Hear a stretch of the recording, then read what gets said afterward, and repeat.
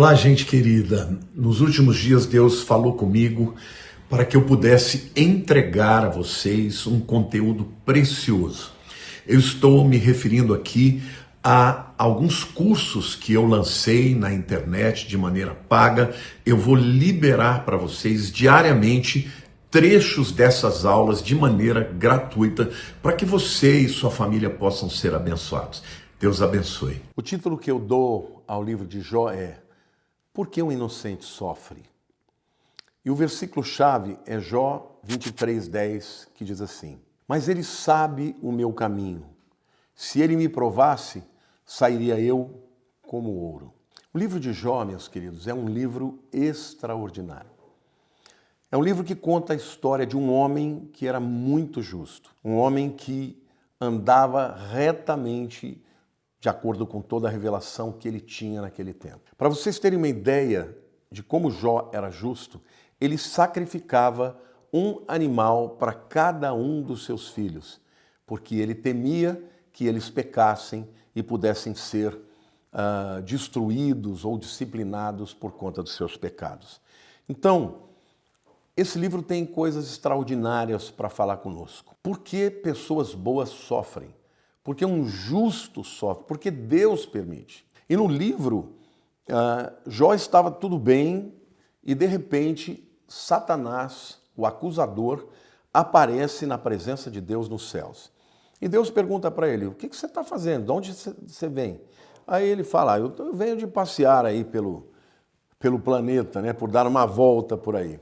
E eles começam um diálogo e Deus vira para o diabo e se gaba, né, de Jó. E Deus fala, você viu meu servo Jó, como ele é um homem extraordinário, um homem justo? E aí o diabo vira para ele e fala, mas também rico, abençoado, família linda, tem tudo, o senhor enche ele de coisas. Queria ver se ele estivesse passando por provas, se ele ia, de fato, continuar te louvando, te adorando.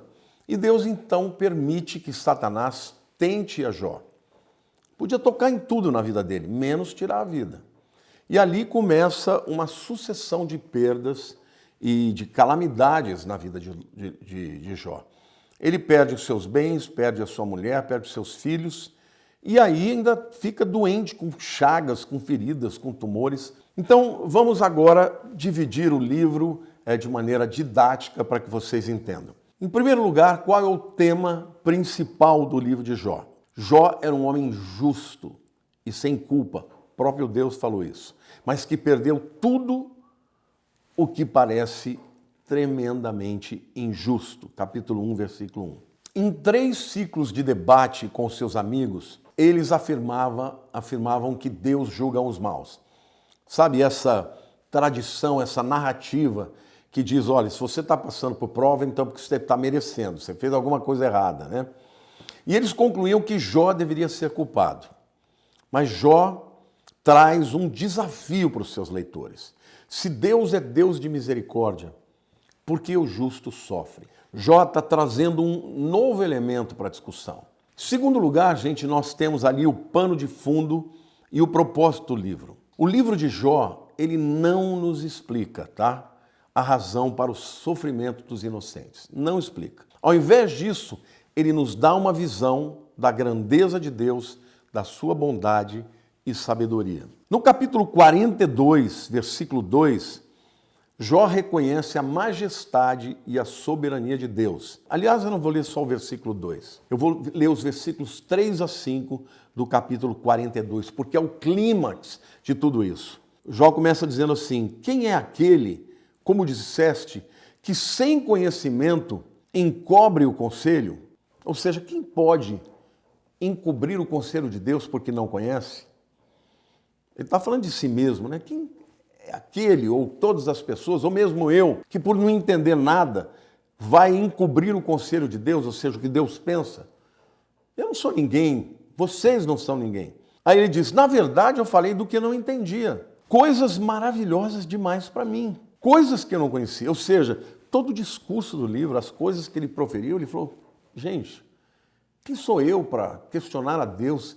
Quem sou eu para encobrir o seu conhecimento? Aí ele diz, escuta-me, pois havias dito, e eu falarei, e eu te perguntarei, e tu me ensinarás. Eu te conhecia só de ouvir, mas agora os meus olhos te veem.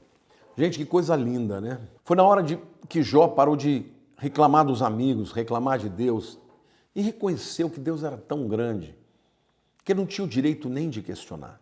Eu não entendo Deus, mas o Senhor é bom, o Senhor é Deus, o Senhor é soberano. E foi exatamente quando Deus mudou o coração de Jó que Deus restituiu em dobro tudo aquilo que Jó tinha perdido.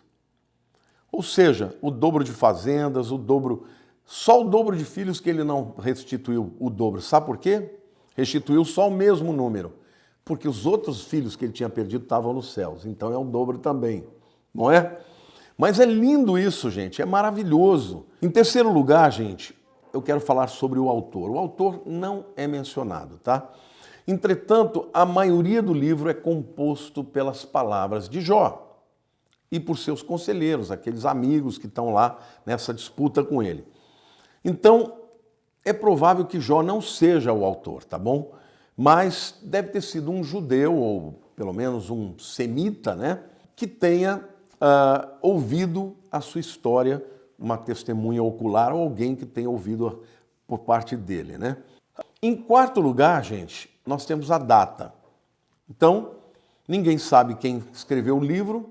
Alguns afirmam que seja o livro mais velho da Bíblia, dentro desta data de 2000 a.C. a 1800. Em quinto lugar, nós temos o esboço do livro. O prólogo começa com o teste de Jó, capítulo 1, versículo 1 até capítulo 2, versículo 13. Em segundo lugar, nós temos o falso conforto dos amigos de Jó, que vai do capítulo 3, versículo 1 até o capítulo 31, versículo 40.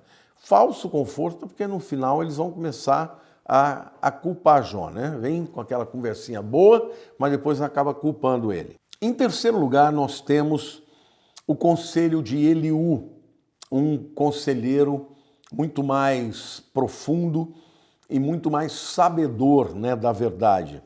Está lá no capítulo 32, versículo 1 até 37, versículo 24.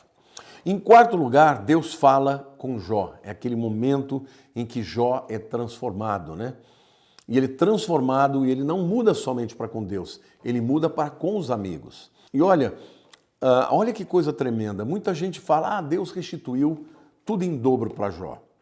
Mas eu pergunto a você, como é que foi que Deus restituiu tudo em dobro a Jó? Você sabe disso? Foi através dos seus próprios amigos. Então, enquanto ele estava magoado com eles, nada lhe aconteceu. Mas na hora que ele teve uma experiência com Deus e ele perdoou os amigos também se converteram a ele. O epílogo do livro termina com a restauração de Jó, que vai do capítulo 42, versículo 7 até 17, versículo 17. E em sexto lugar, meus queridos, nós temos Cristo no livro de Jó. Jó reconhece um Redentor. Está no capítulo 19, versículos 25 a 27. Olha Jesus aqui, eu vou ler para vocês. Porque eu sei que o meu Redentor vive, e por fim se levantará sobre a terra. Depois, revestido este meu corpo da minha pele, em minha carne verei a Deus. Vê-lo-ei por mim mesmo, os meus olhos o verão, e não outros. De saudade me desfalece o coração dentro de mim. Que coisa mais linda! Isso é uma revelação, uma profecia de Jesus. O meu Redentor vive. Jesus está vivo, irmãos. E por fim se levantará sobre a terra. Olha que coisa linda. Jesus veio para o mundo para ser o Redentor, para ser o Salvador. Esse é o coração de um homem justo, de um homem que amava a Deus. No meio da prova, ele fala de saudade.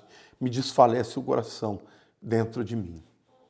E no capítulo 33, versículos 23 e 24, ele diz: se com ele houver um anjo intercessor, um dos milhares, para declarar ao homem o que lhe convém, então Deus terá misericórdia dele e dirá ao anjo: redime-o, para que não desça a cova, achei resgate. Todas essas palavras aqui apontam para Jesus. Ele é o nosso Redentor. É Ele quem nos redime para que não desçamos a cova. Sabe, querido, Jesus está também no livro de Jó. Por quê? Porque Jesus é aquele que sofreu muito mais do que Jó. A Bíblia diz que ele era um homem de dores, em quem os homens não viam nele formosura alguma. Ele foi dilacerado, pelas suas pisaduras fomos sarados. O castigo que nos traz a paz estava sobre ele. Ele é o Redentor. A palavra redenção significa libertação mediante um preço pago. Quando alguém ia no mercado de escravos e pagava o preço de um escravo que estava lá, e quando pagava o preço, dava liberdade a esse escravo. É isso que Jesus fez. Conhecereis a verdade e a verdade vos libertará. O livro de Jó fala de um homem justo que foi injustiçado. Deus não explicou o porquê. Por que desse debate, dessa pendenga com o diabo? Deus é soberano. Mas de uma coisa eu quero te dizer. No final, Ele fará justiça a mim e a você. Que Deus te abençoe. Um beijo no seu coração.